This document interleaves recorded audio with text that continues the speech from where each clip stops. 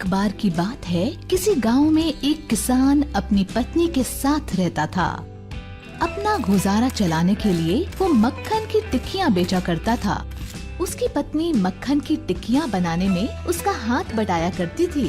एक दिन किसान की पत्नी ने 1-1 किलो की मक्खन की कुछ टिक्कियाँ बनाई और किसान को देते हुए कहा, अजी मैंने मक्खन की टिक्कियाँ तैयार कर दी हैं, शहर जाकर इन्हें बेच आओ। इस पर किसान बोला, ठीक है, मैं जाकर बेच आता हूँ।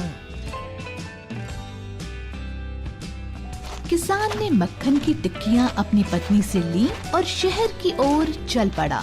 वो इन मक्खन की टिक्कियों को एक परचून की दुकान पर बेचता और जो पैसे मिलते थे उनसे उसी दुकान से घर के लिए कुछ सामान खरीदता था। दोनों के बीच काम यूं ही चलता रहा। एक दिन मक्खन की टिक्कियों को फ्रिज में रखते हुए दुकानदार ने सोचा, क्यों ना फ्रिज में रखने से पहले मक्खन की हर टिकिया को तोल कर देख लूं। जब दुकानदार ने टिक्कियों को तोला तो वो हैरान रह गया। हर एक टिकिया 1 किलो की नहीं बल्कि 900 ग्राम की थी, यानी हर टिकिया का वजन 100 ग्राम कम था।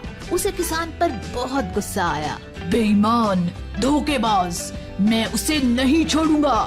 अगले हफ्ते किसान फिर से उसकी दुकान पर मक्खन बेचने गया।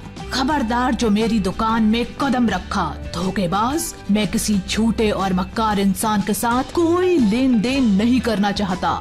जो मक्खन की टिक्कियाँ तुम मुझे बेच कर गए थे वो 1 किलो की नहीं बल्कि 900 ग्राम की थी, 100 ग्राम कम। बेईमान कहेंगे। किसान ने बड़ी विनम्रता से कहा, गुस्सा मत करो भाई, हम गरीब जरूर हैं पर धोखेबाज और बेईमान नहीं। हमारे पास इतने पैसे नहीं कि हम तोलने के लिए तराजू खरीद सके, इसलिए हम उसी 1 किलो चीनी के बराबर मक्खन तोल देते थे जो मैं तुमसे खरीद कर ले गया था। मॉरल, कभी किसी को धोखा नहीं देना चाहिए। जैसे आप बोओगे वैसा काटोगे, इसलिए अच्छे बनो और सबके साथ अच्छा।